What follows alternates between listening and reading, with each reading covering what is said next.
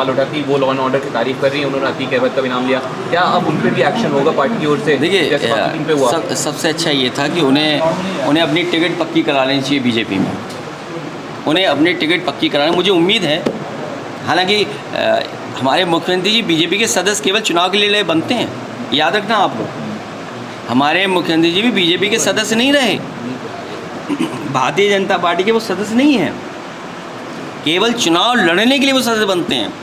हमें उम्मीद है कि अपनी टिकट के साथ साथ वो उनको भी टिकट दिला लेंगे, और अगर पहले टिकट दिला दी होती तो हमें देनी नहीं पड़ती इन्हें टिकट। भाई अगर पहले ही टिकट बीजेपी ने दे दी होती इन्हें तो हम टिकट थोड़ी देते। सर कॉन्स्टिट्यूशन क्लब के चुनाव पर क्या बोलेंगे? माना जा रहा है एक पक्ष जो जीते उनको बहुत बधाई। मैं रूडी जी को बहुत बधाई देना चाहता हूँ। झगड़ा मज़ार का तो है ही है, हिंदू मुसलमान के बीच में नफरत फैलाना ही चाहती बीजेपी, लेकिन इनकी नीयत ये है कि उसके आसपास जो ज़मीन है वो कम से कम होगी 10,000 करोड़ रुपए की।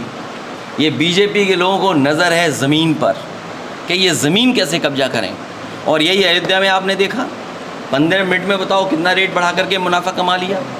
जब कभी भी अयोध्या की जांच होगी तो आप पता करोगे कि कितने बड़े बेईमान हैं भारतीय जनता पार्टी के लोग, लुटेरे हैं भारतीय जनता पार्टी के लोग। और यही नहीं, वृंदावन में भी बड़ी बड़ी संस्थाएं कब्जा कर लीं, बनारस में बड़ी बड़ी संस्थाएं कब्जा कर लीं। और मैंने तो आपसे कहा, प्रयागराज में जब हम और आप लोग गंगा स्नान कर रहे थे, कुंभ में स्नान कर रहे थे, कुछ लोग भारतीय जनता पार्टी के लोग ज़मीनों का हिसाब किताब कर रहे थे। मैं आपसे कहता हूँ, रिकॉर्ड पे निकलवाइए कि वहाँ पर डेवलपमेंट अथॉरिटी के सबसे महत्वपूर्ण प्लॉट्स किसकी जेब में गए हैं, किसने ले लिए हैं।